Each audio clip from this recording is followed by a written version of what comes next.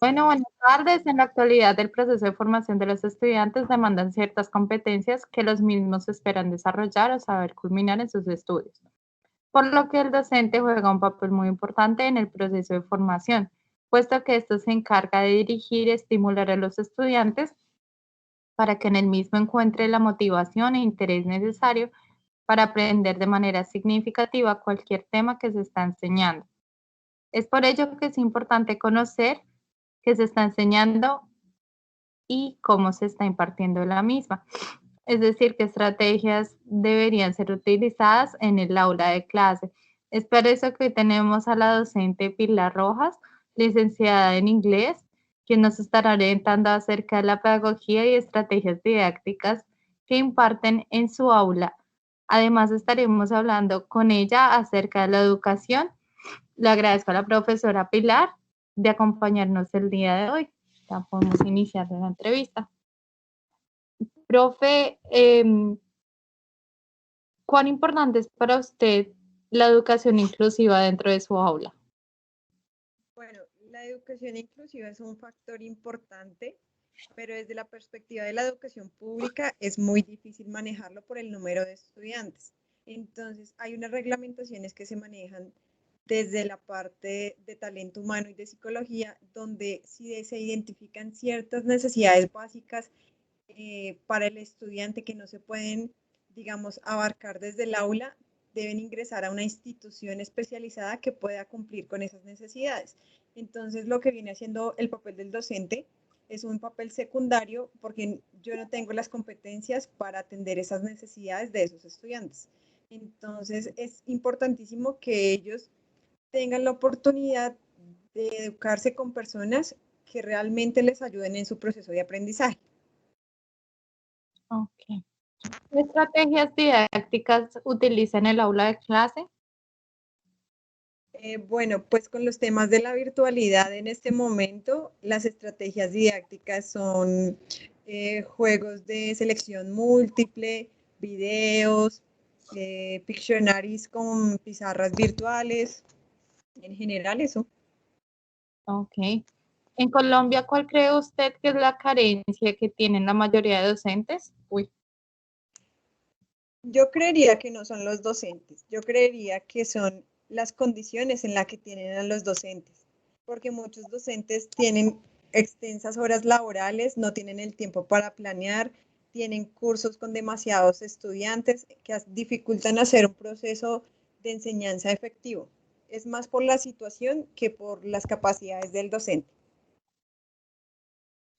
ok. ¿Considera que la tecnología trabaja en pro de una mejor educación o en contra?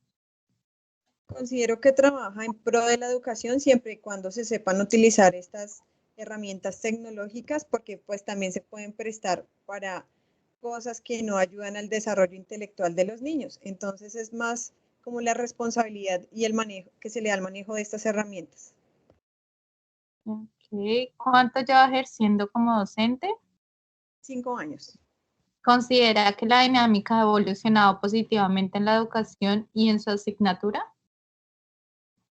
La dinámica dentro del aula me parece que sí ha evolucionado positivamente, pero en cuanto a la relación y el aporte de los papás en el proceso educativo, pienso que ellos van más allá de la parte que deben ejercer en ese proceso y están acortando como el espacio de actividad del estudiante en su proceso de aprendizaje.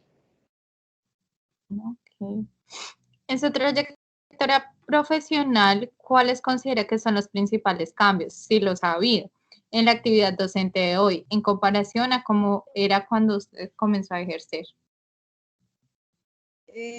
Lo que ha cambiado ejerciendo como docente, tal vez el trato con los niños, ahora digamos que el trato se da con más restricciones frente a los niños, igual con los padres de familia, pero algo muy marcado no.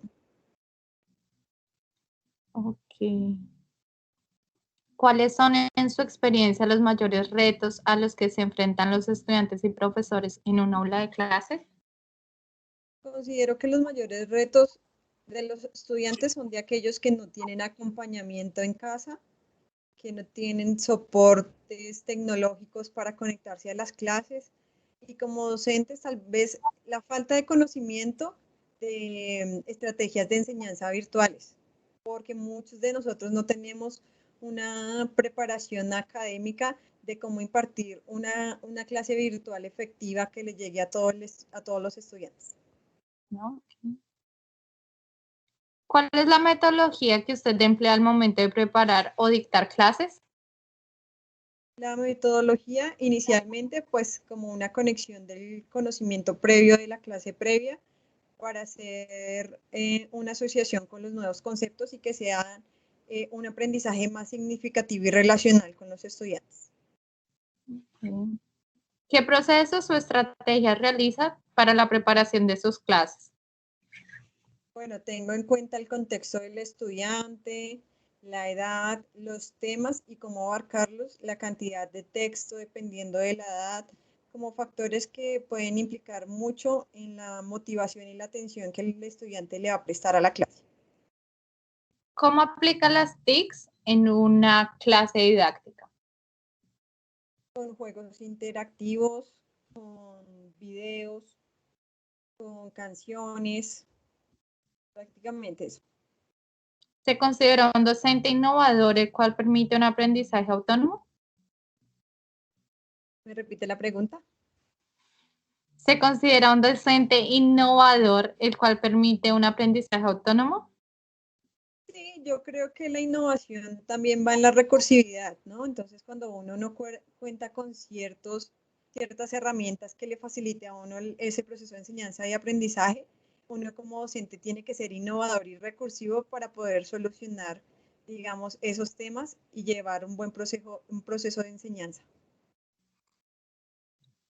¿Cómo cree usted que la educación se debe transformar para los jóvenes del siglo actual? Considero que la educación necesita una transformación no para la actualidad, sino de problemas de fondo que se han presentado por años, como es la parte de la humanización de la educación, eh, educar a nuestros niños para que sean personas que aporten cosas buenas a la sociedad, porque siempre nos enfocamos en lo académico, pero la parte de los valores ya la estamos dejando como algo de relleno y no como la importancia que tiene. ¿Cree que es importante conocer el ambiente cultural de los estudiantes? Sí, es importantísimo conocer ese ambiente cultural porque eso puede determinar ciertos obstáculos para enseñar determinados temas o cierto distanciamiento del estudiante con algunos conceptos, porque no podemos enseñarle, por ejemplo, religión a un estudiante que de pronto es cristiano y se puede ofender. Entonces ya como que transgredimos ciertos límites del estudiante con algunos contenidos. Entonces me parece que es importante conocer esos límites con ese contexto. Ok. ¿Cree que es cultural? No. ¿Cree que culturalmente se puede ayudar a facilitar o a truncar procesos educativos? Creo que culturalmente se pueden facilitar los procesos educativos porque la cultura nos enseña mucho de la historia de lo que somos y de lo que queremos ser. Y me parece que cuando se aprende de la cultura también nos enseña a no a repetir los mismos errores del pasado y como avanzar y ir más allá tanto en procesos de aprendizaje como en la vida, ¿no? Y la última. ¿Cómo considera el proceso evaluativo? ¿Cuantitativo o cualitativo? Considero ¿Y que es necesaria las para dos usted? partes. ¿Perdón? ¿Y cuál sería, eh, pues, el ideal? Considero que el proceso evaluativo necesita las dos partes, tanto cualitativas como cuantitativas, porque no solo evaluamos qué aprende el niño, sino cómo lo aprende, qué más habilidades sociales desarrolla que no las podemos medir con números. Entonces es importante determinar eso. Ok. Bueno, profe Pilar, muchísimas gracias. Con gusto. Adiós.